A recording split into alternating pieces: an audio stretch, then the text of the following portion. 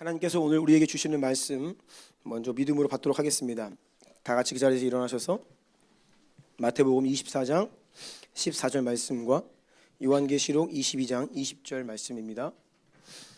믿음으로 먼저 마태복음 말씀 선포하며 아멘으로 받겠습니다. 시작. 이 천국 복음이 모든 민족에게 증언되기 위하여 온 세상에 전파되리니 그제야 끝이 오리라. 아멘. 요한계시록 22장 20절 말씀입니다. 시작. 이것들을 증언하신 이가 이르시되 내가 진실로 속히 오리라 하시거늘. 아멘. 주 예수여 오시옵소서. 아멘. 자리에 앉으시겠습니다.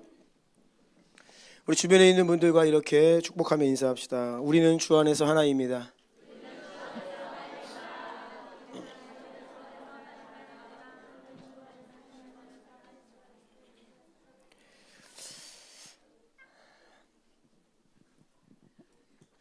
지난 주일 저녁에 우리 형제교회인 푸니마 교회, 그 중국에서 건너오신 조선족 동포들 교회입니다. 푸니마 교회 3주년 감사 예배를 함께 하나님께 감사드리기 위해서 다녀왔는데요.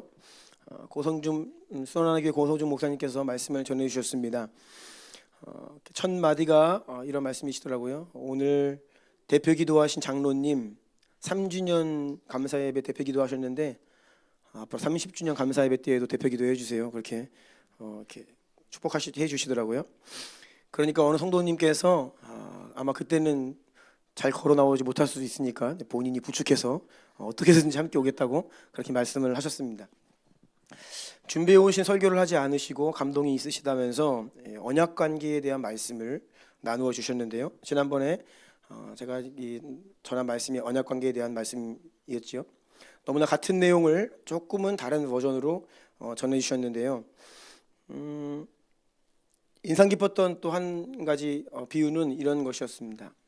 벌 한 마리가 이렇게 날아와서 만약에 나의 눈동자를 겨냥해서 이렇게 침을 쏜다라고 할 때에 아무리 운동신경이 둔한 사람도 눈을 감지요. 그래서 눈꺼풀이 눈동자를 보호한다는 거예요. 그래서 눈동자가 그 침에 맞아 큰 위험에 노출되는 것을 눈꺼풀이 자기의 몸을 희생해서 대신 맞아준다, 그런 말씀을 하시면서, 그런데 한두 번이지 어느 때 일어서 눈꺼풀이 그러는 거예요. 야, 이거 맨날 내가 맞다 보니까 너무 아프다. 그러니까 이번에는 네가 대신 맞아라 라고 하지 않는다는 거죠. 눈꺼풀은 100번이면 100번 계속해서 자신이 눈동자를 보호하기 위해서 대신 아파한다는 거예요. 그러면서 이런 이 몸의 언약 관계에 대해서 말씀을 해주시더라고요. 각자가 부르신 그 자리에서 끝까지 내가 이만큼 했으면 됐지 않냐가 아니라 끝까지 신실하게 자기에게 주어진 자리를 지키고 또 역할을 감당하고, 왜요? 몸 전체를 위해서. 참 눈동자보다는 눈꺼풀이 잠깐 아프고 금방 회복되는 것이 낫다라는 것이죠. 또 그런 말씀을 해주셨습니다.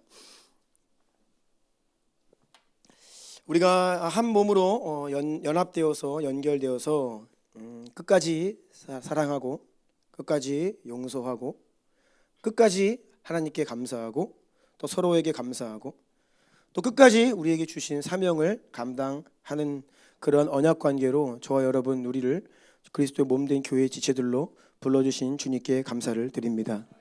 네. 다시 한번 인사할까요? 옆에 있는 분들, 앞뒤에 있는 분들에게 이렇게 인사해 주세요. 끝까지 내가 대신 맞아줄게. 네.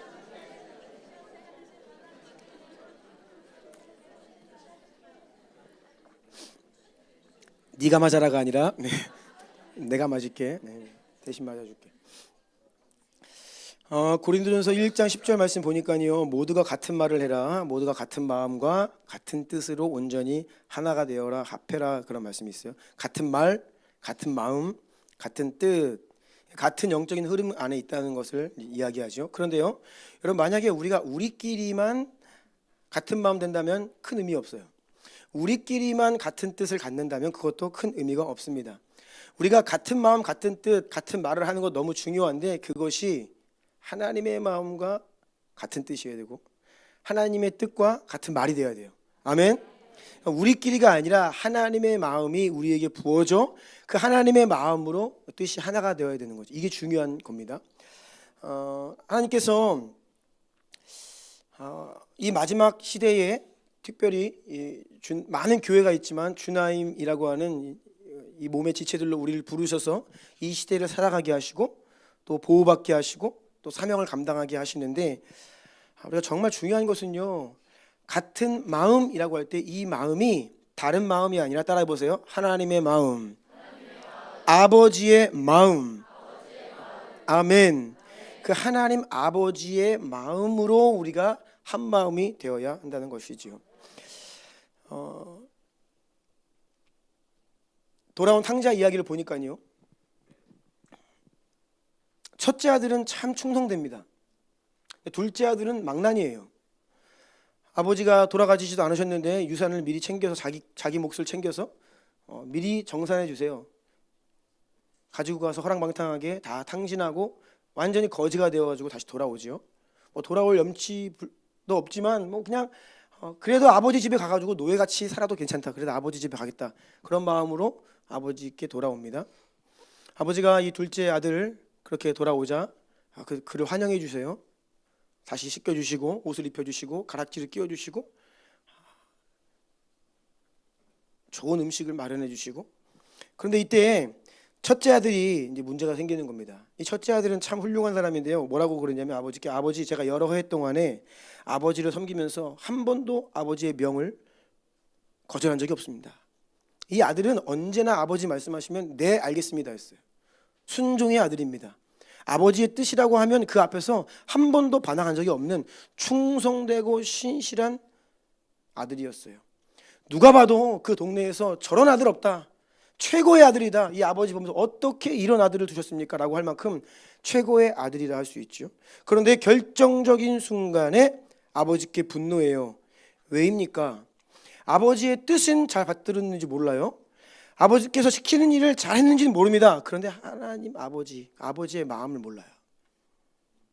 제가 이것을 보면서 우리가 이 사명에 대해서 이야기를 하고 우리가 달려갈 길에 대해서 계속 이야기를 하고 우리가 계속 힘을 내어서 불같이 달려가는데, 여러분 이 안에 하나님 아버지의 마음이 우리에게 부어지지 않으면요, 우리도 언젠가 결정적인 순간에 하나님 앞에 대들 수 있죠. 분노할 수 있죠. 왜 교회 안에서 열심히 섬기다가 시험에 듭니까? 하나님 아버지의 마음으로 한 게 아니에요. 내 열심으로, 내 열정으로, 내 뜻으로 무언가 거기에 예수가 아닌 나의 것이, 육신의 것이 나도 모르게 숨어 있는 거예요. 그러다 보면요, 결정적인 순간에 가서 화가 나요. 내가 어떻게 했는데, 내가 아버지 어떻게 했는데요, 이럴 수가 있습니까? 나한테는 한 마리 양도 잡지 않으셨으면서 저 망나니와 같은 제가 오니까 어떻게 이렇게 하실 수가 있습니까? 라고 아버지께 분노했던 첫째 아들의 모습을 보게 됩니다.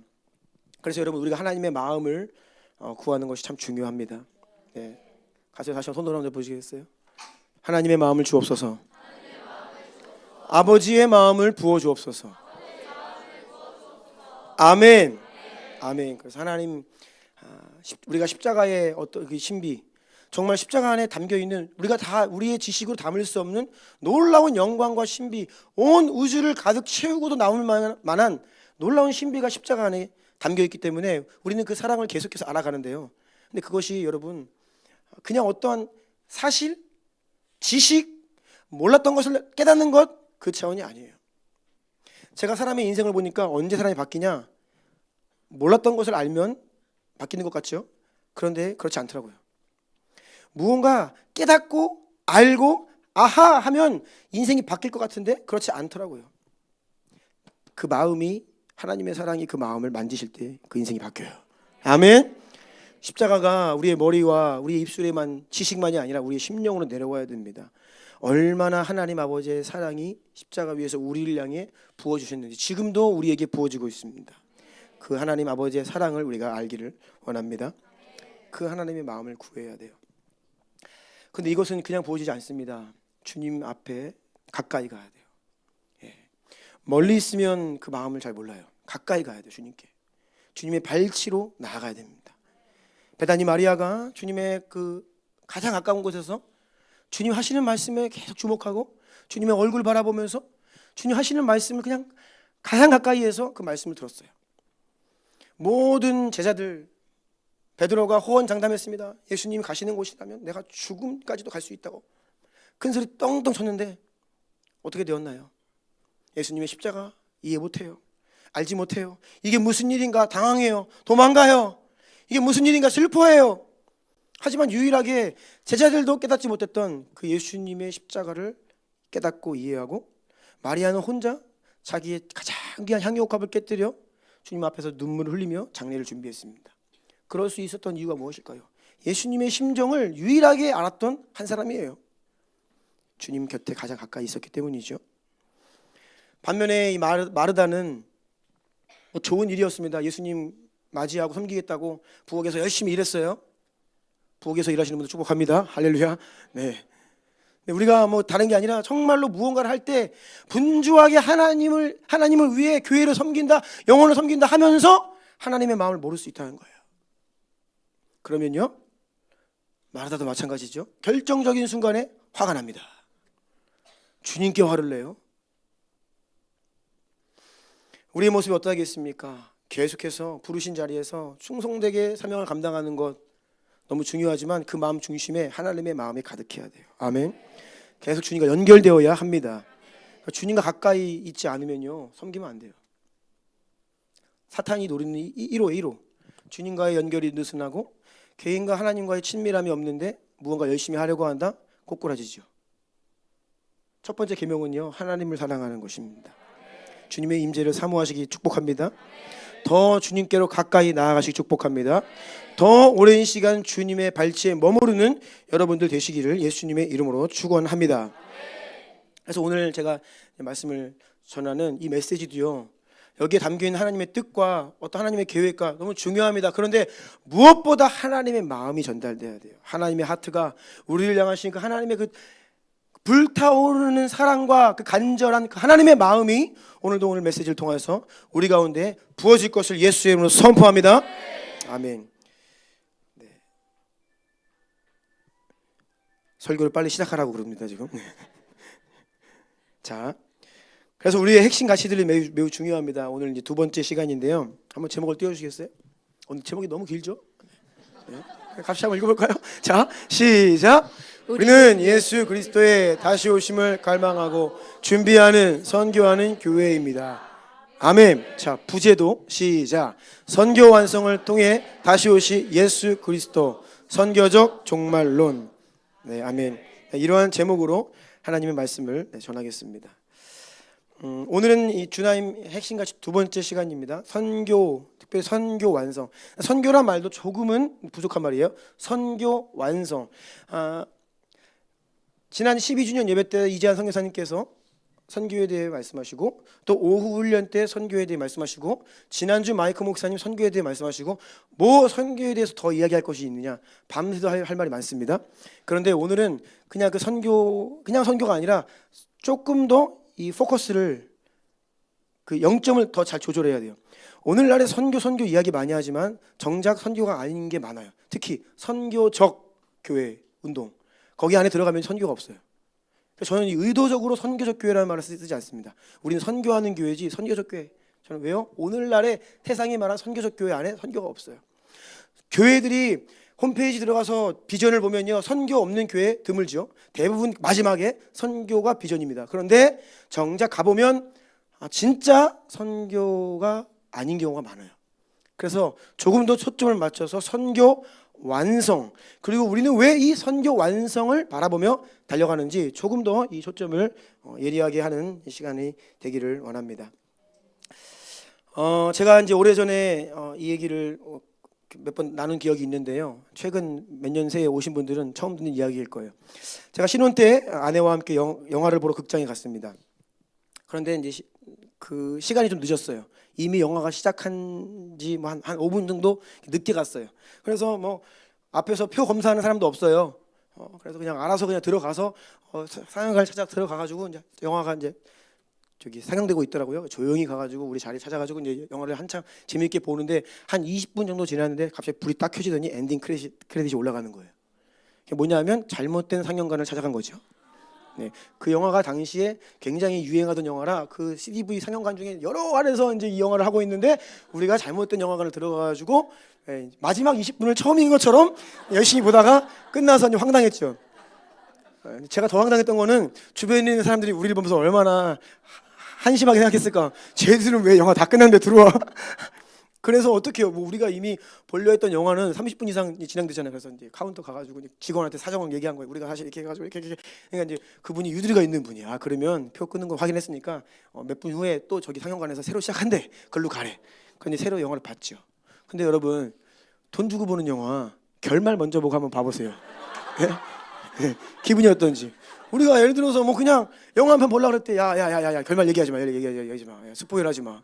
그리고 영화 보잖아요. 그런데 뭐 이미 모처럼 극장 갔는데 이미 뒤에 20분 보고 보는 거야. 아 저거 이거구나.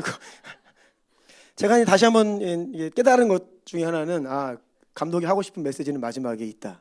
진짜 하고 싶은 말은 마지막에 있다라는 깨달음을 아주 특별한 경험을 했습니다. 성경이 우리에게 하나님께서 하고 싶은 말씀이거든요. 근데 정말로 이 성경이 방대하죠. 근데 정말 하나님이 우리에게 하고 싶은 말씀은요 뒤에 나옵니다.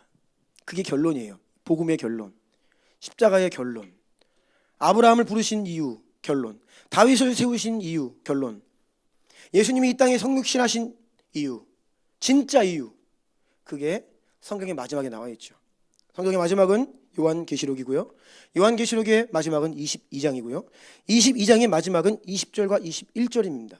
다시 한번 본문 포함해서 20절, 21절 이것이 성경의 마지막 중의 마지막이죠. 함께 선포합니다. 시작. 이것들을 증언하신 이가 이르시되 내가 진실로 속히 오리라 하시거늘 아멘. 주 예수여 오시옵소서. 주 예수의 은혜가 모든 자들에게 있을지어다. 아멘. 성경에 기록되어 있는 예수님의 마지막 말씀은 20절 내가 진실로 속히 오리라. 예수님이 이렇게 말씀하세요. Yes, I am coming soon. Yes, I am coming quickly. 내가 빨리 올 것이다. 내가 빨리 곧 다시 올 것이다. 아멘. 여러분 이것이 예수님께서 우리에게 남기신 마지막 말씀이에요. 예수님의 마음은 여기에 있어요. 뭐라고? 다시 이 땅에 속히 빨리 오고 싶구나. 그리고 그런 예수님의 말씀 앞에 사도 요한이 대표로 우리 성도들을 대신하여서 마지막 주님께 화답을 합니다. 아멘. 주 예수여 오시옵소서. 우리 주나님교회 주보의 맨 앞면을 보시면요 뭐가 써 있어요? 아멘 come Lord Jesus. 주보에 그 한 문구 실으는데 그냥 싣는 게 아닙니다. 다 의미가 있어요. 12년째 싣고 있습니다. 이게 도대체 무슨 말인지 그냥 뭐 아니에요. 아멘 주 예수여 오시옵소서. 이것이 주님을 향한 교회의 마지막 고백이었어요. 성경에 기록되어 있는.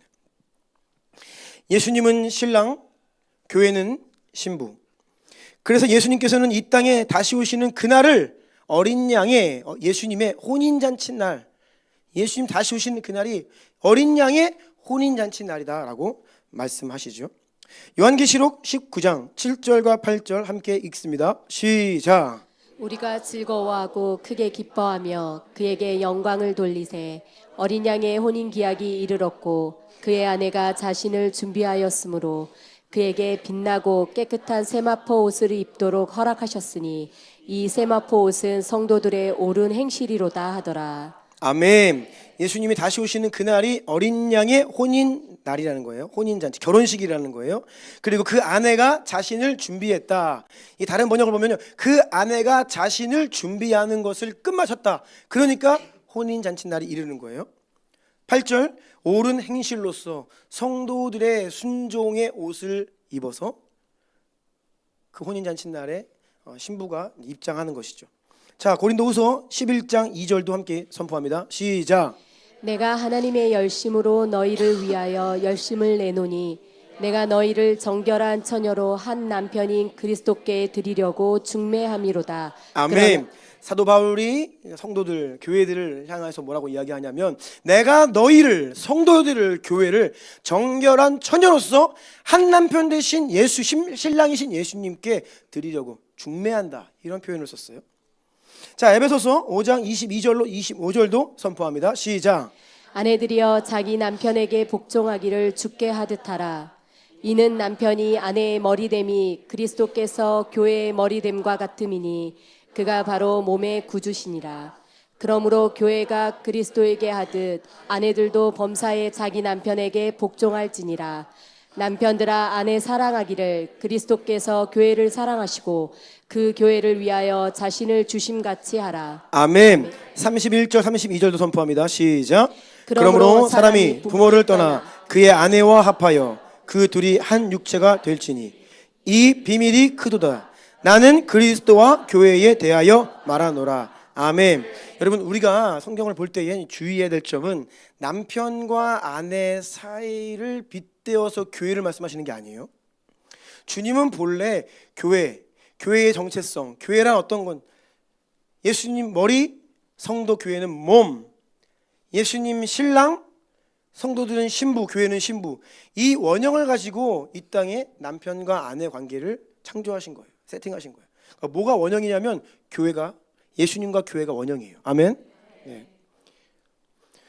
남편과 아내에 대해서 말씀하시는 것처럼 보였는데 뭐라 말씀하시냐? 이 비밀이 크다. 나는 지금 남편 아내에 대한 얘기가 하는 것이 아니라 그리스도와 교회에 대하여 말하고 있다라고 말씀하십니다. 예수님이 우리의 신랑이고 우리 각 사람은 예수님의 신부다. 우리 형제님들은 좀 공감이 안 될 수 있습니다. 하지만 뭐 성경이 이렇게 선포해 주시니까요, 우리가 이해하고 알기를 노력해야겠죠. 그러면 예수님과 우리의 지금 관계는 어떨까요? 유대인들의 이 결혼, 그들의 결혼 문화, 결혼 제도, 결혼 풍습이 어땠는지를 잘 살펴보아야 이 말씀들을 잘 이해할 수 있습니다. 사실 유대인들 안에 그들의 문화도 마찬가지예요. 이런 계시들이, 진리의 계시들이 유대인들의 어떤 문화 안에 아주 고스란히 다 담겨 있죠. 그 중에 한 가지가 유대인들의 결혼입니다. 예수님의 어머니 마리아가 요셉과 정혼한 이후에 성경을 보면요, 요셉과 약혼하고 동거하기 전에, 마태복음 1장 18절 보면 요셉과 약혼하고 동거하기 전에 이렇게 기록되는데, 이 약혼은 우리의 약혼과는 다릅니다. 정혼이 맞는 번역이에요. 이전 개역 성경의 정혼이 맞는 번역인데 개정에서 약혼은 됐는데 저는 이거는 정혼이 맞는 것 같아요. 왜냐하면 우리가 약혼 그러면 우리가 생각하는 약혼을 이해하기 때문에. 아니에요. 정혼하고 동거하기 전. 그러니까 유대인들은 결혼을 할 때 정혼식과 결혼식이 구분됩니다. 자, 정혼을 하면요, 남녀가 이제 결혼하기로 약속을 하고 선포를 하는데 법적으로는 이미 부부가 됩니다. 그런데 결혼할 때까지 같이 살지는 않아요. 이 기간이 약 한 1년 정도의 대략적인 기간인데요, 이 정혼 기간이 있어요. 그러니 이 예수님의 어머니 마리아는 요셉과 정혼을 하고 아직 결혼하기 전, 동거하기 전 그런 상태에서 성령으로 잉태된 거예요. 그러니까 이게 일반 사람들이 볼 때에는 굉장히 쉽지 않은 일입니다. 구약의 율법에 따르면 정혼한 남녀는 이미 법적으로 결혼했기 때문에 만일 그 두 사람이 다른 사람과 음행을 하다 발각이 되면 사형에 해당하는 죄, 무서운 죄이죠. 그러니 이게 어떠한 일인지를 우리가 짐작해 볼 수 있죠. 누가복음 1장 27절도 보면요, 다윗의 자손 요셉이라 하는 사람과 약혼한 처녀, 그러니까 정혼한 처녀라고 나오죠. 그러니까 정혼을 했는데 아직 처녀라는 건 남자를 알지 못한다라고 하는 말입니다. 이렇게 정혼식을 하면요, 법적으로는 다시 말씀드린다 부부이지만 이제 아직 정식 결혼을 하지 않은 상태입니다. 정혼을 한 이후에 결혼식까지 한 1년 동안의 기간 무엇을 하느냐? 신랑은 아버지의 집에 가서 아버지의 지도하에 집을 짓습니다. 신부를 맞이할 신혼집을 지어요. 직접 건축합니다. 그래서 새로 집을 짓고 그 안을 이렇게 단장하고 꾸미고 그것을 약 한 1년 동안 아버지의 지도하에 신랑이 그 집을 만들게 돼요. 신부는 어머니에게 신부 수업을 받습니다. 자신을 정결하게 하고 가장 아름답게 단장하고 또 앞으로 결혼 생활을 어떻게 해야 되는지 어머니로부터 잘 지도를 받고, 그리고 혹시라도 이전에 잘못된 관계가 있었다면 이때 청산을 다 해야 돼요. 깨끗하게 완전히. 그리고 이전의 일들을 다 잊어버려야 됩니다. 왜요? 나는 이제 새로운 신랑을 맞을 준비를 하고 있는 시간이기 때문입니다. 신랑과 신부는 순결을 지켜야 되고 그렇게 한 1년 정도의 시간을 이렇게 결혼식을 준비합니다. 이것을 정혼 기간이다라고 하는 거예요. 때가 되어서 이제 신랑이 아내를 맞이할 집을 다 완성하면요, 정확히 그때가 언제인지 모르겠지만 신랑은 짐작을 하겠죠. 아, 이제 집이 거의 다 마무리됐으니 곧 가서 신부를 데려와야 되겠구나, 짐작은 나겠죠. 어느 날 신랑의 아버지가 말씀하십니다. 아들아, 이제 시간이 되었다. 다 준비됐다. 너 가서 신부 데리고 와라. 아버지가 아들에게 이것들을 이렇게 명령하세요. 그러면 신랑은 신랑의 친구들과 함께 신부를 맞이하기 위해 신부의 동네로 향합니다. 뭐 거리가 멀면요, 횃불을 켜고 오랜 뭐 며칠 갈 수 있죠, 신부를 데리러. 그렇게 신부의 동네에 신랑과 신랑의 친구들이 도착을 할 때쯤이면 신부의 동네에서도 이제 신랑을 맞이할 준비를 합니다. 이때쯤이면 이제 나를 맞이러 올 텐데, 지금쯤이면 이제 결혼식을 할 때가 되었는데 기대를 하죠. 이때 동일하게 이 신부의 동네에 신부의 친구들이 마을 어귀에 나아가 이제 신랑이 오기를 기다려요. 신랑과 신랑의 친구들이 오기를 기다립니다. 그리고 이제 신랑이 도착을 하면 신부의 친구들은 신랑을 신부의 집으로 이제 안내를 하고, 이제 그때부터 일주일 동안 혼인 잔치가 벌어집니다. 이것은 온 마을의 축제입니다. 일주일 동안 혼인 잔치가 벌어져요. 가나의 혼인 잔치, 바로 이겁니다. 혼인 잔치. 그리고 혼인 잔치가 다 끝이 나면 이제 비로소 신랑은 신부를 데리고 자신이 지은 그 집에 데리고 가서 이제 살게 되는 거예요. 이것이 유대인들의 결혼 문화입니다. 조금 더 구체적으로 들어가면요, 뭐 더 많은 요소들이 있지만 간략하게 설명드린 거예요. 여기에 이 복음, 신랑이신 예수님과 신부인 우리 성도들, 그 안에 있는 구원의 여정과 이 모든 것들이 아주 자세하게 게시되어 있고 담겨져 있습니다. 우리가 예수님을 믿고 구원을 받게 된다는 것은요, 마치 신랑 예수님과 정혼식을 한다 이거예요. 세례를 받는다. 내가 이제는 예수님 믿고 예수님을 주인으로 모시고 따르겠습니다 라는 고백을 하고 성도가 되잖아요. 세례 교인이 되잖아요. 그것은요, 마치 예수님과 정혼식을 하는 거예요. 법적으로는 이미 하나가 되는 거죠. 그래서 우리가 예수님 믿을 때 우리의 모든 죄를 예수의 보혈로 씻으셔서 의롭게 하신다, 칭의다, 이것을 법정적인 개념이다, 선포다라고 말하거든요. 사실 죄가 많지만 선포해 주시는 거예요. 너희는 이제 죄가 없다라고요. 법적으로는 예수님과 이미 하나가 되었고, 이게 바로 정혼식입니다. 예수님을 믿고 우리가 지금 구원 받았습니다라고 하는 그 고백의 내용이 바로 이런 거예요.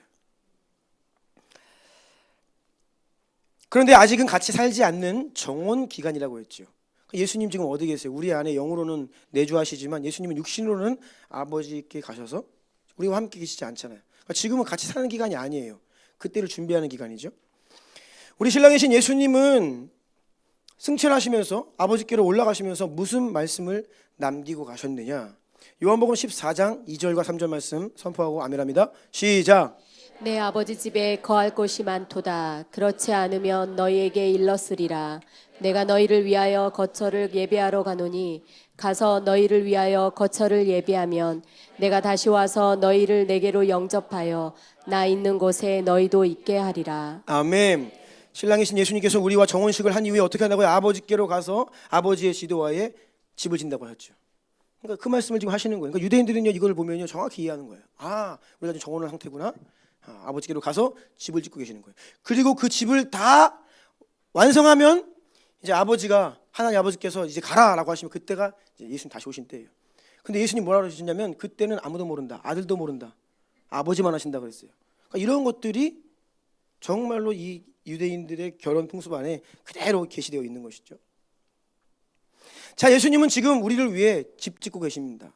어떤 집이요? 우리가 영원히 살 집. 아멘. 네, 우리의 영이 하나님께 가서 천국에서 붕붕 떠다니는 게 아닙니다. 지금까지 예수님 믿고 먼저 부름받은 하나님 백성들은 그 영이 그 하나님 나라에 지금 함께 있죠. 이것은 신학적으로 이야기하면 중간기적인 천국이다 이렇게 얘기해요. 임시 천국이다 이런 말이죠. 그거는 완전한 거할 것이 아니에요. 앞으로 예수님 다시 오시는 그때는요, 집이 마련되고요, 우리가 모든 성도들이 부활의 몸을 육체를 입고요 예수님과 함께 그 집에 살게 됩니다. 아멘. 자, 그러면 예수님은 지금 열심히 우리를 위해서, 우리 신부된 우리를 위해서 집을 짓고 계시는데, 그럼 신부인 우리는 어떻게 해야 되느냐? 아까 말씀드린 것처럼 어머니의 지도를 따라 신부 수업을 한다는 거예요. 그러니까 칼빈이 교회를 모든 성도들의 어머니라고 했거든요.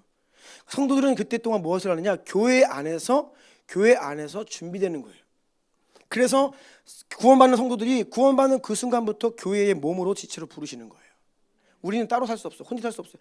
구원이라고 하는 것은, 하나님 백성이라고 하는 것은요, 그냥 처음부터 태생적으로 공동체적인 용어예요. 혼자 신앙생활 없어요. 못해요. 공동체 안에 보호를 받고 준비되고 정결하게 깨끗하게, 그리고 이전에 내가 벗하고 미련두고 살았던 세상을 끊어버리는 시간들이래요. 주님만 바라보고 그날을 사모하면서 우리를 준비해야 되는 때가 바로 지금이라는 것이죠. 그리고 이제 그 신랑의 친구들 말씀드렸잖아요. 세례 요한이 자신을 신랑의 친구라고 하는 정체성을 이야기합니다. 나는 신랑의 친구다. 그래서 신랑이신 예수님께서 높임 받으시는 것을 보면 나는 그것을 보면서 기뻐하는 신랑 옆에 있는 들러리 같은 친구일 뿐이다. 세례 요한이 그런 말을 하죠. 우리가 이렇게 신랑을 맞이하러 나간 열처녀 비유 아시잖아요. 슬기로운 다섯과 미련한 다섯. 이것은 신부의 친구들을 이야기해요. 이렇게 예수님께서는 우리에게 계속 말씀하시는 거예요. 지금이 어떤 때인지, 우리의 정체성은 무엇인지. 저와 여러분은 우리 예수님과 정혼한 상태예요. 아멘. 지금은 정혼 기간입니다. 거룩하고 순결하게 그때를 기다려야 하는 때인 줄로 믿습니다.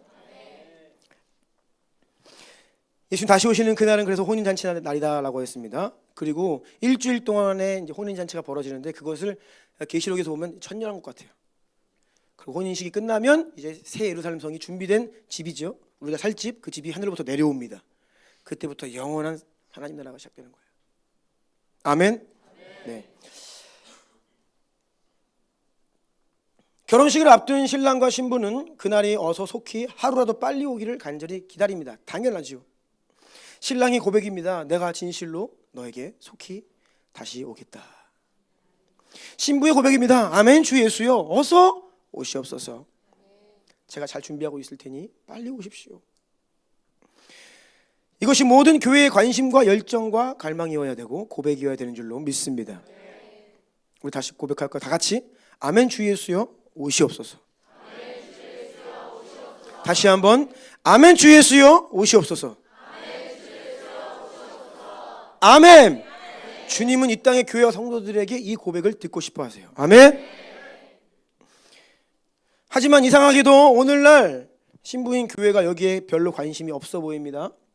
신랑을 맞이할 준비를 해야 되고, 그날이 언제 올까 손꼽아 기다려야 되고, 자신을 정결하게 깨끗하게 단장하면서 준비해야 될 신부들이 이상하게도 신랑에게는 관심을 두지 않고 온갖 이런저런 재미와 즐거움에 빠져가지고 신랑한테 관심이 없어. 뭐 그냥 와도 그만 안 와도 그만. 뭐 언제 올까. 뭐 당분간 안 와도 상관이 없어요. 관심이 없는 거예요. 저는 오래전부터 특별히 이 선교 완성을 통해 다시 오실 예수 그리스도에 대한 하나님께서 이 선교적 회심을 주신 이후에 이 부분에서 오늘날의 교회와 성도들의 모습을 보면서 이해할 수 없었습니다. 그리고 나 자신을 돌아보았습니다. 나는 정말 구원받은 사람 맞는가? 나는 정말 예수님과 정원한 상태가 맞는가? 나는 정말 그날을 기다리고 있는가? 고대하고 있는가? 나의 정말 유일한 소망이 예수님 다시 오시는 것일까? 아니면 이 땅에서 잘 먹고 잘 살고 잘 되고 잘 벌고 좋은 데 가고 좋은 학교 가고 사업 잘 되고 좋은 집 살고 좋은 차 굴리고, 이게 내 관심인가? 제가 만약 예수님 입장에서 신랑 입장이라면 오기 싫어요. 그런 신부랑 왜 결혼해? 나한테 관심도 없어. 기대하지도 않아. 그리고 정결하게 자신을 준비하지 않아요. 이전의 관계들을 정리하고 준비해야 되는데, 회개하고 돌이키고 뒤를 돌아보지 말아야 되는데 여전히 다른 사람한테 관심이 많아. 기웃기웃거리고.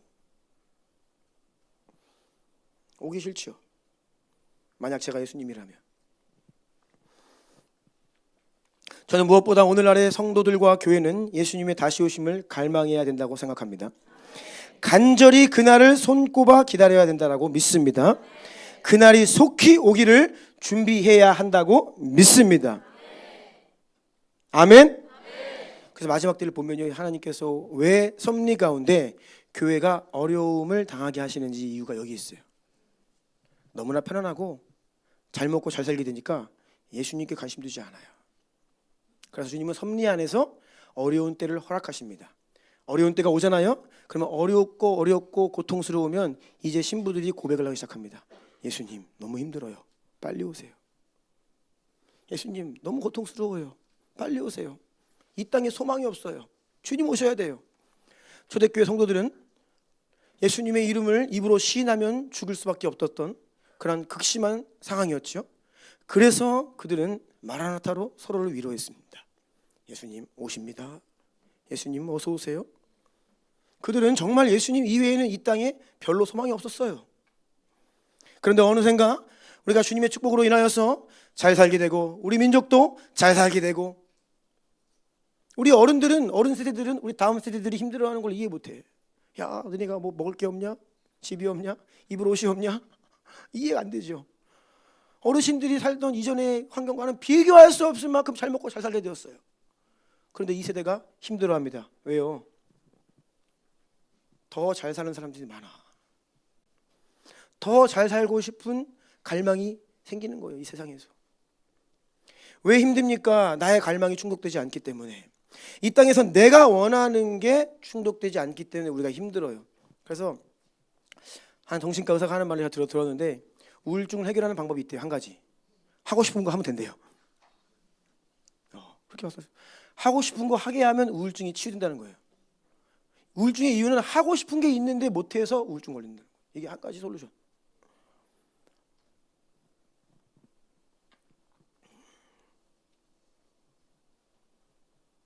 여러분, 우리 신랑이신 예수님께서 다시 오시는 그날은 우리가 정말로 손꼽아 기다려야 될 어린 양의 혼인잔치 날입니다. 근데 그날은요, 세상 끝날이에요. 마지막 날입니다. 세상은 그렇게 얘기하죠. 종말이다, 종말. 여러분, 이 종말이라고 하는 단어가 우리가 생각하면요 별로 좋아하지 않죠. 사람들은 이 종말이라고 하는 단어를 싫어합니다. 부정적이고 무섭고 어둡고, 종말의 날은 재앙의 날, 그때를 피하고 싶어합니다. 결코 원하지 않습니다. 종말을 배경으로 한 영화를 보십시오. 하나같이 소망을 가지고 종말의 영화를 없습니다. 다 어둡고 침침하고 정말로 살기가 어려운 핵전쟁으로 인구의 거의 대부분 전멸되고 숨도 쉬기 어렵고 막 잔인하고 난폭하고 와서는 안 되는 날이 종말이에요. 사람들의 인식이. 저는 이것이 이 세대의 사람들 안에 사탄이 이렇게 불어넣은 강력한 미혹 중에 하나라고 생각해요. 성도들도 그래서 종말 생각하기 싫어요. 종말은 싫어. 그날은 안 왔으면 좋겠어. 어려운 때는 안 왔으면 좋겠어. 여러분, 그런데요, 그런 기대가 있다면 그 말은 곧 예수님 안 왔으면 좋겠다라고 하는 말과 비슷한 고백이 될 수 있다는 것이죠. 성도들은 종말을 사모해야 합니다. 좀 이상한가요? 그날을 기대해야 합니다. 그날을 기다려야 합니다. 그날이 속히 오도록 우리는 준비해야 합니다. 왜입니까? 저의 바람이 아니에요. 저 류신용의 바람이 아닙니다. 그것이 예수님의 바람이기 때문입니다. 여러분, 이 세상이 얼마나 불의합니까? 우리나라도 지금 참 어려운 시간을 계속 보내고 있죠. 사람들이 이 땅의 문제를 보면서 한탄하고 분노하고 얼마나 불의합니까? 그래서 예수님 오셔야 됩니다. 이 세상에 얼마나 참혹한 일들이 많이 벌어집니까? 그래서 예수님 오셔야 됩니다. 이 세상이 얼마나 불공평합니까? 그래서 예수님이 오셔야 됩니다. 이 땅에 얼마나 환경 문제가 많습니까? 지구가 지금 더 이상 버틸 수가 없어요. 그래서 예수님 오셔야 됩니다. 예수님은요, 오래전부터 솔루션을 예수님 자신이라고 말씀하고 계세요. 예수님이 이 땅에 오셔서 이 땅을 완전히 회복시키겠다 말씀하셨지, 얘들아 너희들이 잘해봐라? 아니요. 물론 우리가 빛과 소금으로 살아야 된다 말씀하십니다. 그런데 그것은 한계가 있죠.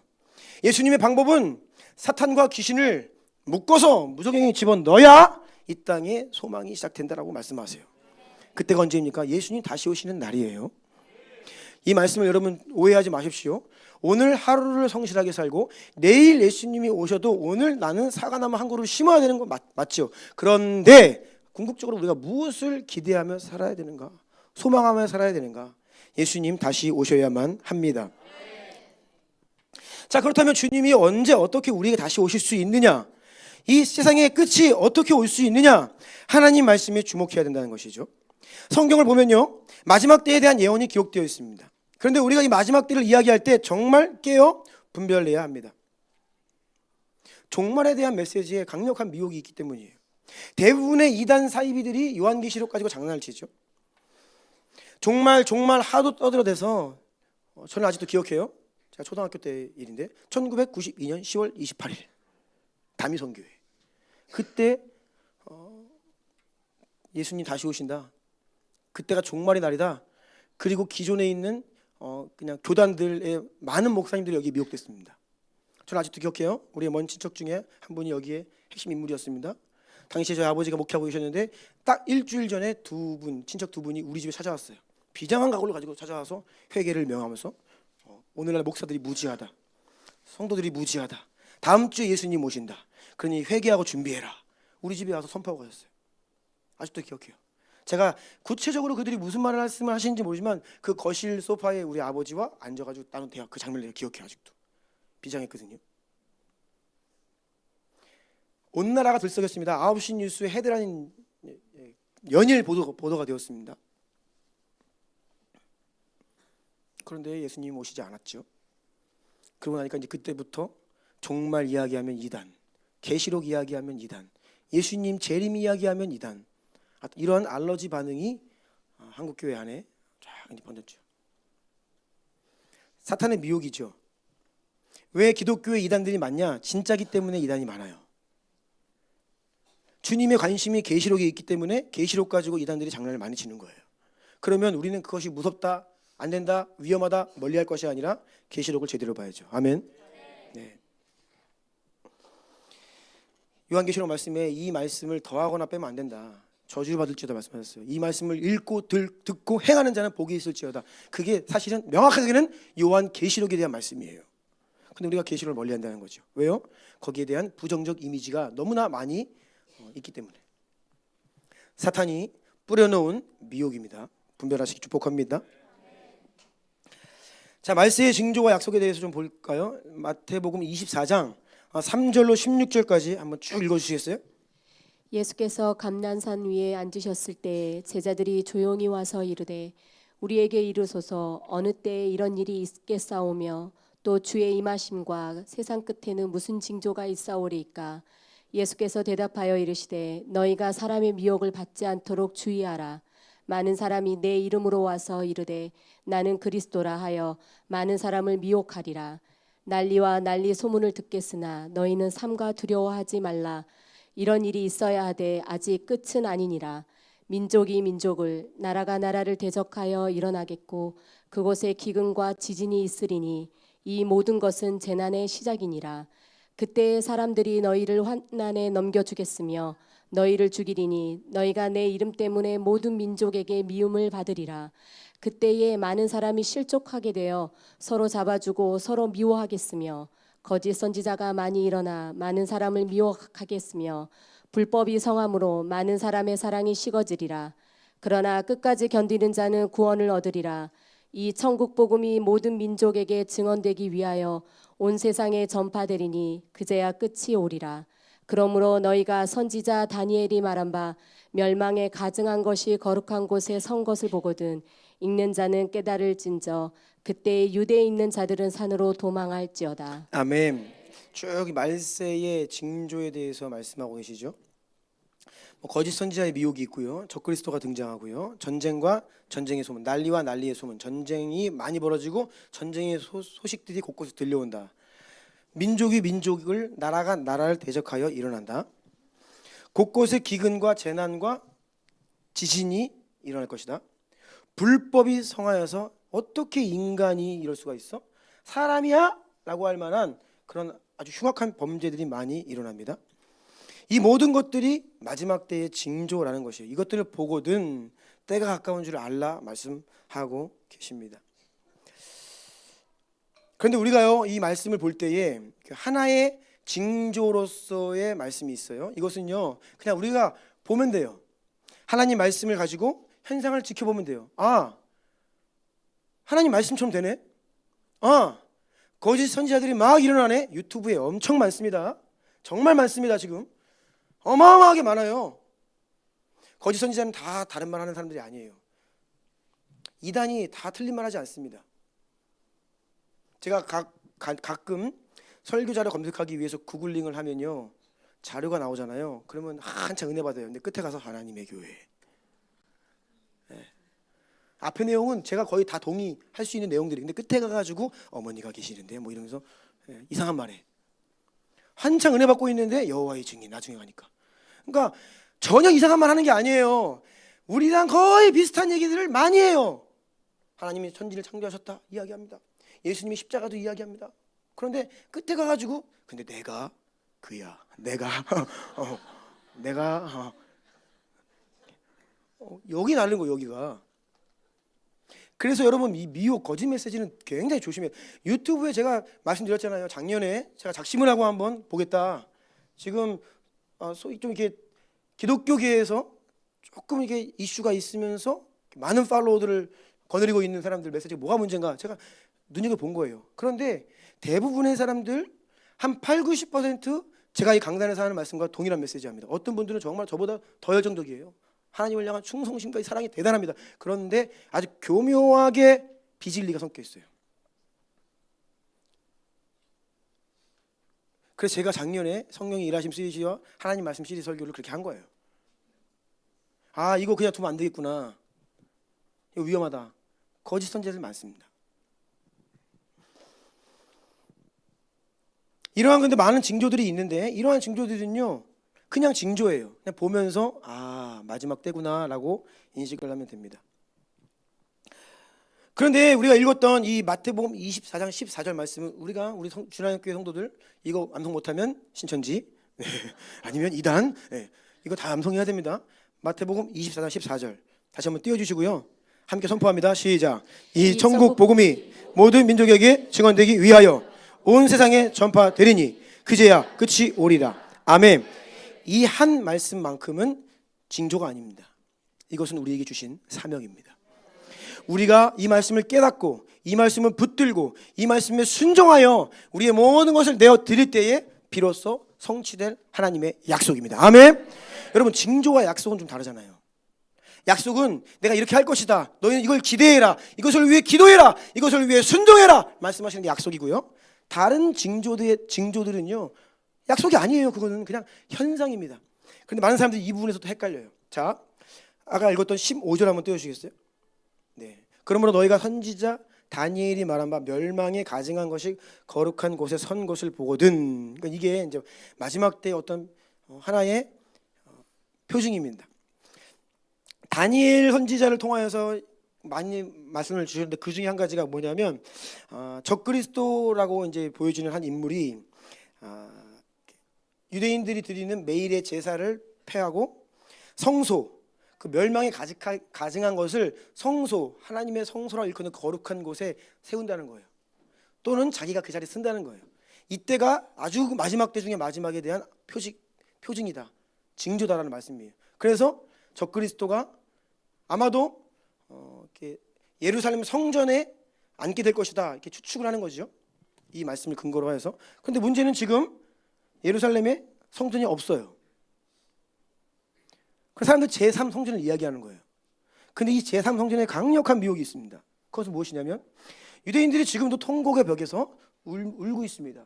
주야로 기도하고 있습니다. 그것은 무엇이냐면 그 성전산 위에 원래 성전이 있던 자리에 지금 황금돈 모스크 이슬람 사원이 있죠. 자신들이 하나님께 제사를 드려야 될 성전이 있어야 될 자리에 이슬람 모스크가 서 있어요. 그래서 그 아래서 울고 있는 거예요. 통곡의 벽에서. 언제 성전이 세워질까? 속으로 뭐 하고 있는 거냐면 무너져라 무너져라 무너져라 하고 있는 거예요. 근데 그걸 못 무너뜨려요. 그걸 무너뜨리면 전쟁이 납니다. 이슬람 국가들이 가만히 있지 않아요. 그래서 이러지도 못하고 저러지도 못해요. 근데 지금 이스라엘 사람들이 얼마나 그들이 계획적이고 또 참 정말 무서워요. 설계도가 다 나와 있고 재정이 준비되어 있고 제3성전을 재건축을 하면 그 안에 들어갈 집기들, 기물들 다 이미 준비되어 있고 누가 제사를 드릴지 제사장 그 족보까지 다 추적해가지고 제사장까지 지금 준비되어 있고 심지어는 멍에를 매지 않은 붉은 암송아지까지 준비하고 있어요. 건물만 쓰면 그들은 자신들이 원하는 성전에서 하나님께 제사 드릴 수 있다는 거예요. 이게 지금 유대인들이 준비해 놓은 상태입니다. 그런데 못 세우는 거예요. 모스크를 못 무너뜨리는 거예요. 지금 읽은 약속의 예언의 말씀을 보면 제3성전이 설 것처럼 기록되어 있고 거기에 적그리스도가 들어갈 것처럼 이야기가 있거든요. 자, 데살로니가 후서 2장 3절 4절도 한번 같이 읽겠습니다. 시작. 누가 어떻게 하여도 너희가 미혹되지 말라. 먼저 배교하는 일이 있고 저 불법의 사람 곧 멸망의 아들이 나타나기 전에는 그날이 이르지 아니하리니 그는 대적하는 자라. 신이라고 불리는 모든 것과 숭배함을 받는 것에 대항하여 그 위에 자기를 높이고 하나님의 성전에 앉아 자기를 하나님이라고 내세우느니라. 아멘. 데살로니가 교회가 주님의 재림을 가장 열렬히 사모하는 교회였습니다. 그 말씀하시는 거예요. 너희는 미혹되지 말라. 먼저 배교하는 일이 있어야 된다. 그러니까 많은 사람들이 신앙을 버립니다. 어려움과 여러 가지 이유 때문에 많은 사람들이 그동안 명목상 그리스도인들 신앙을 버리게 됩니다. 대배교가 일어납니다. 사실상 예수님 안 믿었던 거죠. 그런데 교회 출석을 했던 사람들. 그리고 4절 보니까 하나님의 성전에 앉아 자기를 하나님이라고 내세운다. 이것을 이 마지막 때 표적으로 이렇게 얘기하고 있어요. 그러니까 아마도 제3성전이 쓰고 적그리스도가 자기가 그 중심에 설 것이다. 그런데 여러분 누가 이 제3성전을 세우겠어요? 이 중동의 지금 화약과 같은 이 문제를 해결할 수 있는 사람이어야 돼요. 그러니까 이 적그리스도는 굉장히 정치적으로 또 경제적으로 재정을 갖고 있고 전략을 갖고 있고 정치력이 있고 또 군사력을 갖고 완비한 그런 인물일 것이다라고 추측을 하는 거예요. 자, 그런데 지금 말씀드린 이러한 마지막 때에 대한 징조들이 마지막 때에 정말 성취될 수 있는데, 근데 문제는요, 이건 징조입니다. 그냥 보면서 이게 지금 정말 마지막 때구나, 징조예요. 그런데 이 개신교 그룹 안에서 일부 사람들이 이 제3성전이 세워져야 된다라고 기대하고 기도하고 헌금하는 사람들까지 있어요. 이런 거는 미혹된 겁니다. 잘못된 거예요. 여러분, 제3성전을 왜 세워야 됩니까? 거기 안에서 피의 제사가 드려집니다.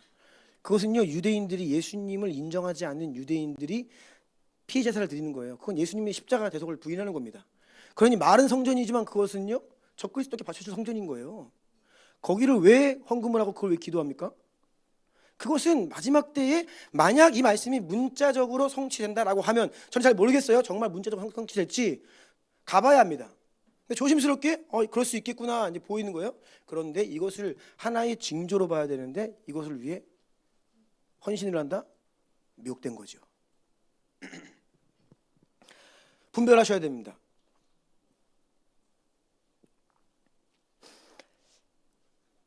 다시 말씀드립니다. 이 지금 마태복음 24장 말씀 중에서 유일하게 우리가 순종하여 성취되어야 할 하나님의 약속의 말씀은 마태복음 24장 14절 말씀입니다.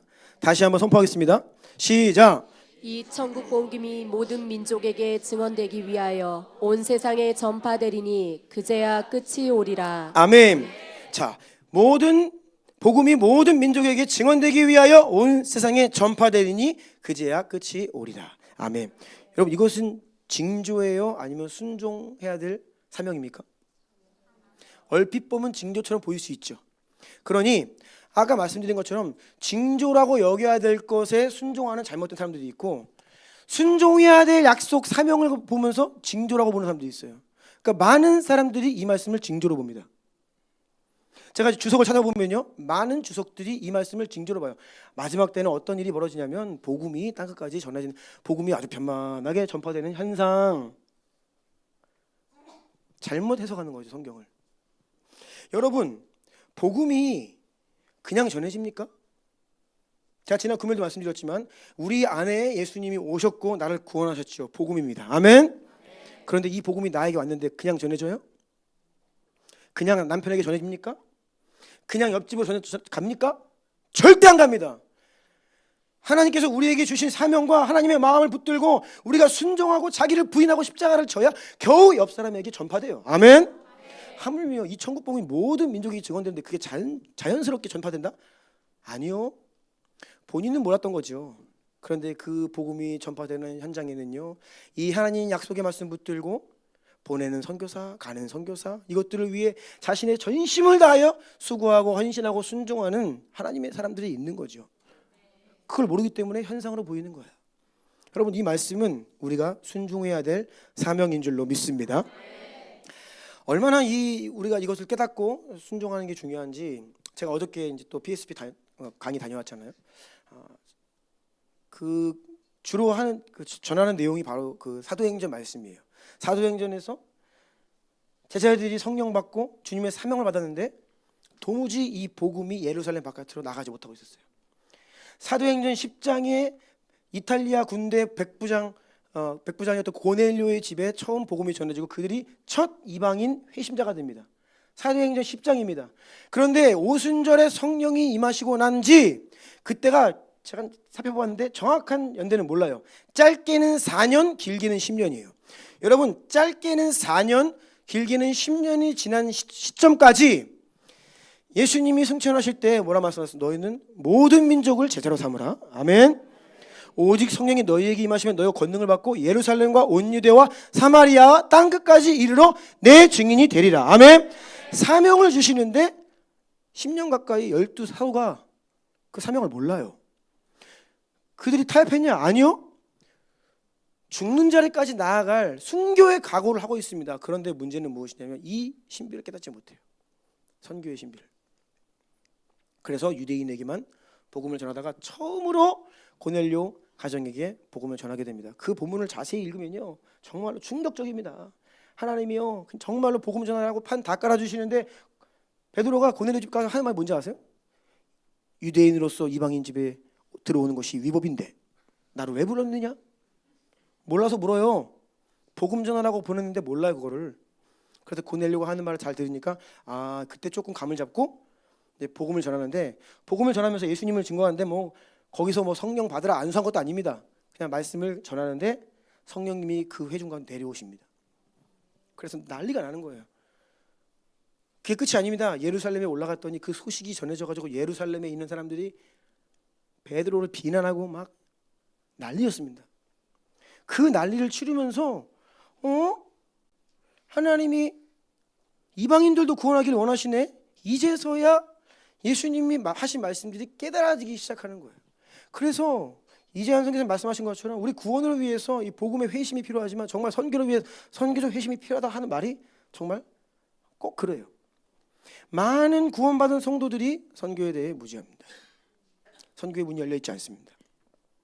왜냐하면 선교는요 신비이기 때문이에요. 아멘. 우리가 거리에 나가서 예수님의 이름을 증언하죠. 그런데 많은 사람들이 듣지 않아요. 받아들이지 않아요. 이것은 영적인 신비이기 때문에 그냥 잘 받아들이지 못해요. 안타깝지요. 마치 그와 같아요. 선교 또한 신비이기 때문에 많은 성도들과 교회들이 이것을 잘 깨닫지 못하는 것 같아요. 자, 로마서 11장으로 갑니다. 25절부터 27절까지 함께 읽습니다. 시작. 형제들아 너희가 스스로 지혜 있다 하면서 이 신비를 너희가 모르기를 내가 원하지 아니하노니 이 신비는 이방인의 충만한 수가 들어오기까지 이스라엘의 덫은 우둔하게 된 것이라. 그리하여 온 이스라엘이 구원을 받으리라.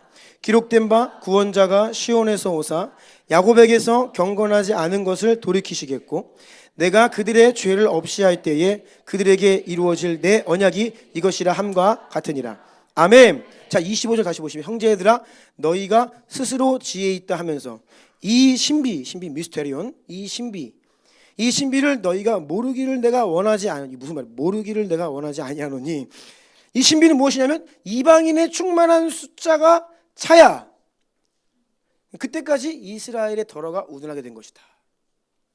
이게 신비라는 거예요. 이게 신비.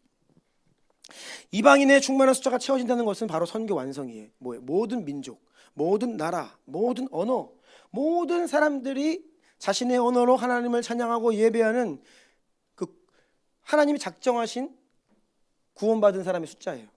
근데 이것이 이방인의 충만한 수라는 것이죠. 이 이방인의 충만한 수가 채워져야, 땅 끝까지 복음이 전해져야, 선교가 완성되어야 비로소 예수님이 이 땅에 다시 오실 수 있고, 그리고 유대인들이 주님께 돌아옵니다. 이 다음 구절 잘 보시면요, 사실 이스라엘이 들어오는, 주님께 돌아오는 것은요 아주 순간적으로 집단적으로 일어납니다. 그러니까 베드로 사도가 오순절에 설교 한 편으로 3,000명이 돌아오고요.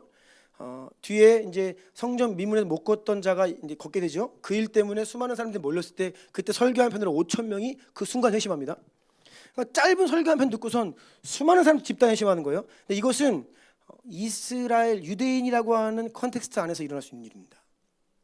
왜냐하면 그들은요 구약을 다 알고 있어요. 그러니까 사도 바울이 다메섹으로 가는 길에 예수님을 환상 속에서 만나서 이 즉각적인 회심이 일어나거든요. 마치 그와 같아요. 그래서 이스라엘이 주님께 돌아오는 것은 많은 시간 걸리지 않아요.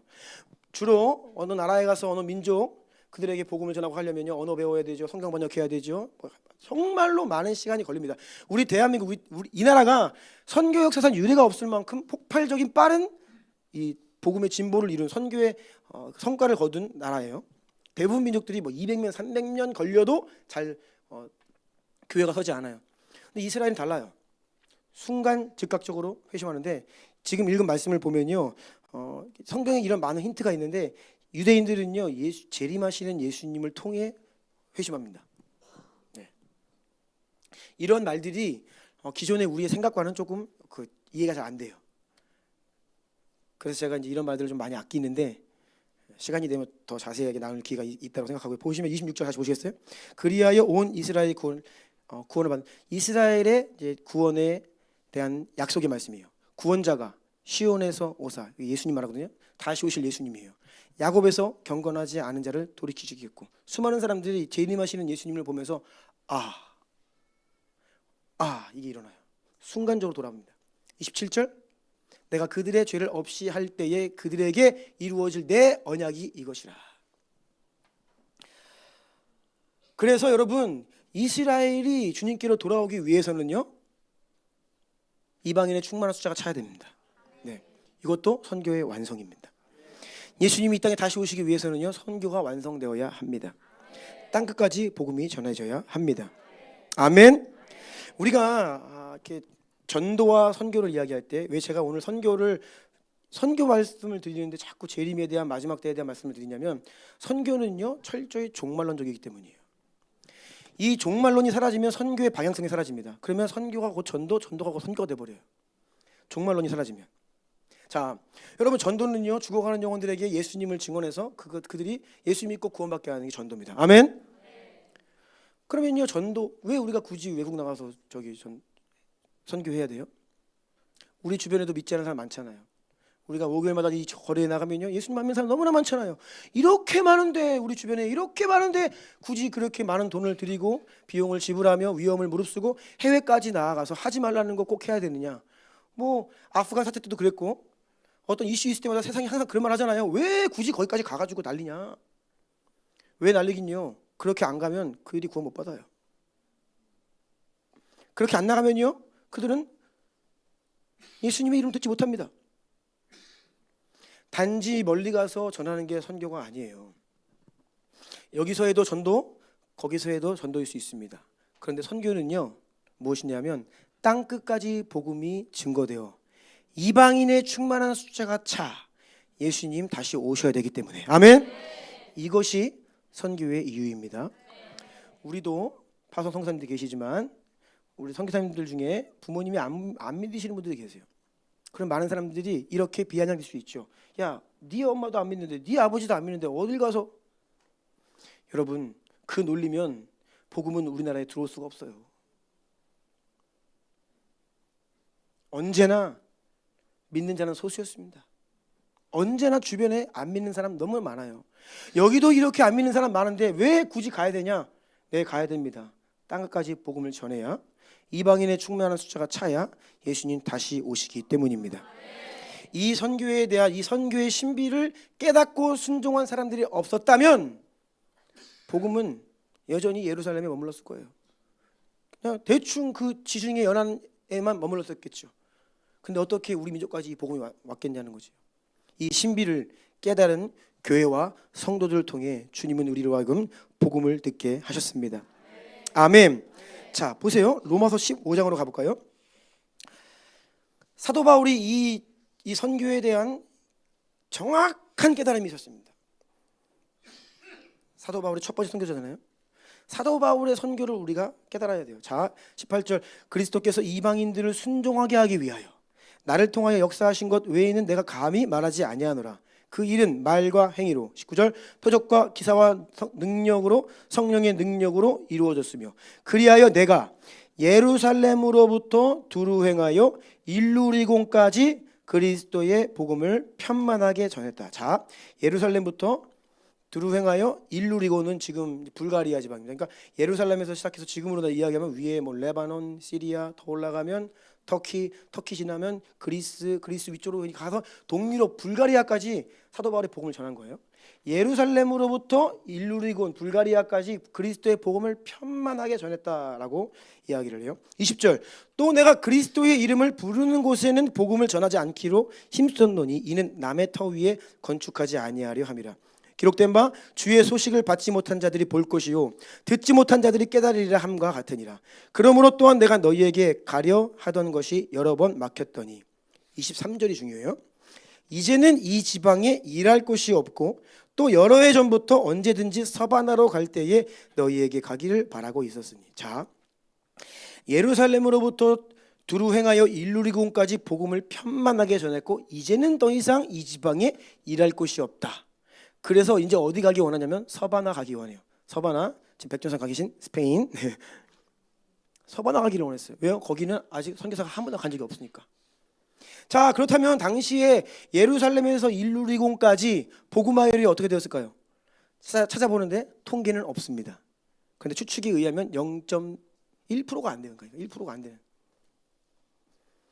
여전히 수많은 사람들 대다수가 예수님 모르고 안 믿고 있어요.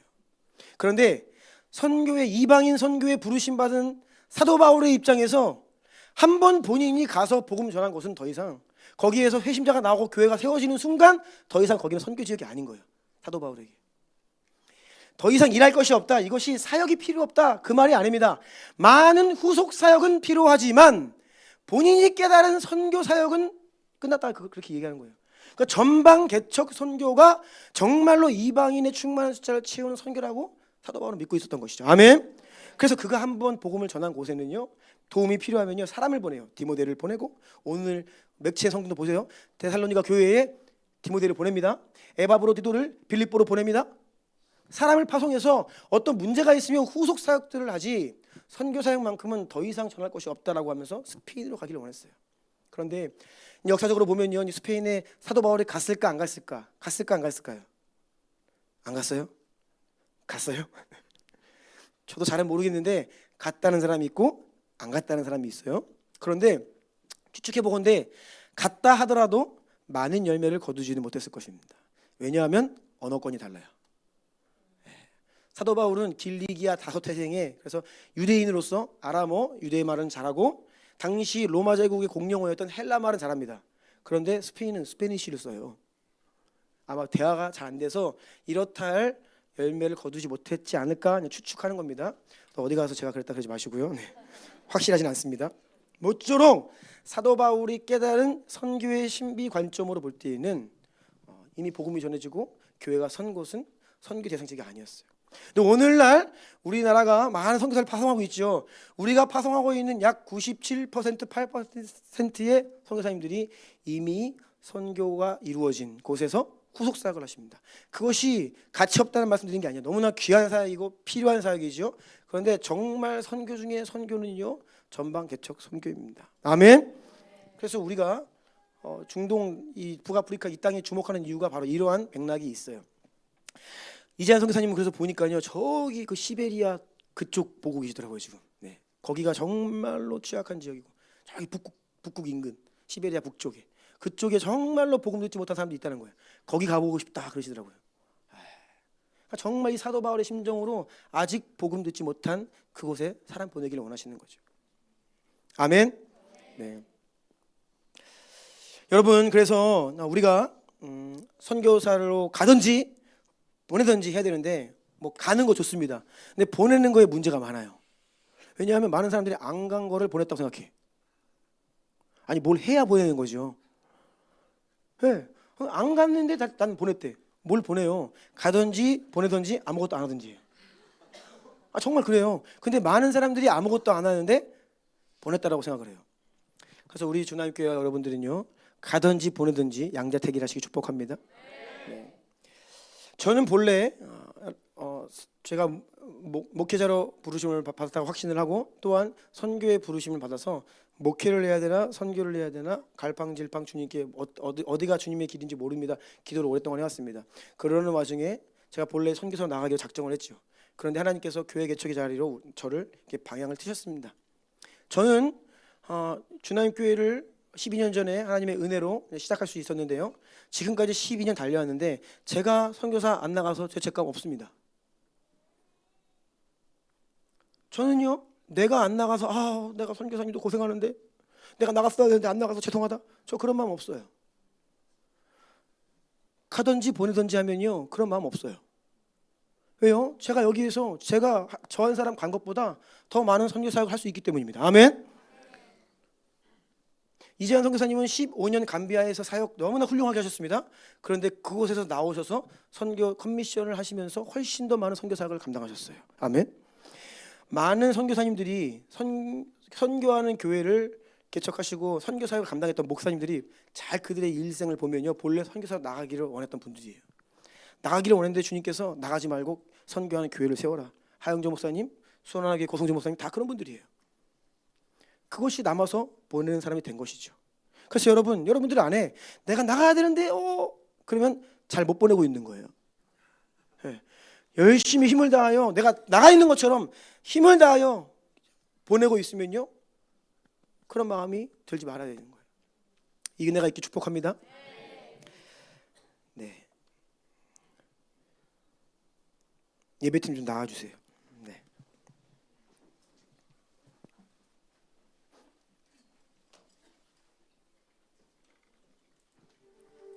올해 하나님께서 우리에게 주신 그 골로새서 말씀 포함되어 있는 1장 24절로 27절까지 한번 쭉 넘어가서 24절로 27절 한번 볼까요? 이 말씀을 가지고 마지막으로 기도하기를 원하는데요. 제가 읽어드립니다. 나는 이제 너희를 위하여 받는 괴로움을 기뻐하고 그리스도의 남은 고난을 그의 몸된 교회를 위하여 내 육체에 채우노라. 내가 교회의 일꾼 된 것은 하나님이 너희를 위하여 내게 주신 직분을 따라 하나님의 말씀을 이루려 함이니라.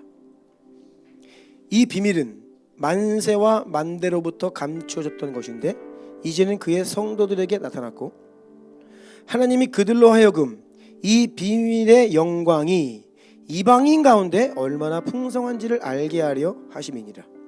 이 비밀은 너희 안에 계신 그리스도시니 곧 영광의 소망이니라. 아멘.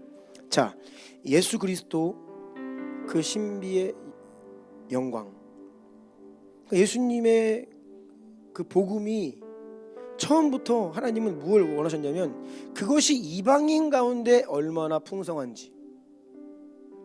여러분, 나를 구원하시는 순간 복음은 내 안에 머물 수가 없어요. 하나님께서 나를 구원하시는 순간 그냥 내 인생 어떻게 건져내시고 구원하시고 잘되게 하시려는 그러한 목적으로 나를 부르신 게 아니에요. 아브라함을 부르실 때에 그 한 사람을 부르셨지만 그 안에서 뭘 보고 계세요? 모든 민족이 너로 말미암아 복을 얻을 것이다. 아멘. 예수님 십자가 지신 이유는 나를 구원하시기 위함이 아니에요. 나를 구원하시지만 나를 통하여 우리를 통하여 이방인 가운데 그 영광이 얼마나 풍성한지를 알게 하려 하십니다. 아멘. 그래서 예수님은 신비이고 복음도 신비이고 선교도 신비입니다. 우리가 이것을 더 깊이 깨달아야 됩니다. 그리고 이 선교는 하나님의 심정이에요. 이 땅에 다시 오기를 갈망하고 지금도 우리를 바라보시면서 안타까워하시죠. 너 준비되었느냐? 준비가 안 돼 보이죠.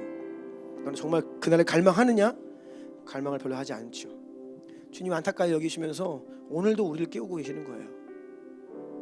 선교 완성은요, 예수님 다시 오시는 갈망이 부어진 자들이 이 약속의 성취를 위해 헌신할 수 있는 것입니다. 이것을 위해 작지만 우리 교회가 또 POG 공동체가 이 약속 붙들고 나아가는 거예요. 선교의 완성을 위하여. 아멘. 여러분, 우리가 살아있다면 숨을 쉬죠. 살아있다면 밥을 먹습니다. 살아있다면 잠을 잡니다. 저는 한 말씀 더 드리고 싶습니다. 살아있다면 따라하세요. 선교하라. 살아있다면 선교하라. 아멘. 네, 이것을 위해 우리 부르셨어요. 그래서 신부의 고백은요, 아멘 주 예수여 어서 오시옵소서. 그 갈망을 가진 자들은 당연히 그날이 오기를 준비하고 기대하는 것. 선교의 완성을 위해 나 자신을 내어드리는 것입니다. 기도하기를 원합니다. 하나님, 주님은 이 땅에 다시 오고 싶으셔서 아브라함을 부르신 하나님이십니다. 주님은 이 땅에 다시 오고 싶으셔서 십자가 위에 오르셨습니다. 주님은 이 땅에 다시 오기를 원하셔서 우리에게 성령을 보내주셨습니다. 주님은 이 땅에 다시 오고 싶으셔서 교회를 세우셨습니다. 우리의 신랑이신 예수님, 당신께서 우리에게 다시 오기를 원하셔서 나를 구원하셨습니다. 주님 이 땅에 다시 오기를 원하시기에 나를 주나님의 지체로 부르셨습니다. 네 주님 어서 오시옵소서. 네 주님 어서 오시옵소서. 이 하나님 아버지의 마음을 구하시기를 바랍니다. 이 예수님의 신랑이신 예수님 마음 구하시기를 원합니다. 우리 마음 가운데 이 하나님의 마음이 부어지기를 원합니다. 선교하는 성을 통해 다시 오실 예수 그리스도의 이 신비가 우리 가운데 풀어지기를 원합니다. 우리가 이 말씀을 붙들고 나아갈 때에 주님의 다시 오실 길이 우리를 통해 준비되고 예비되기를 원합니다. 그래 영광 가운데 다시 오실 주님을 맞이하는 우리가 되기를 원합니다. 우리 두 손 들고 한번 주님의 이름 세 번 부르고 기도합니다. 주여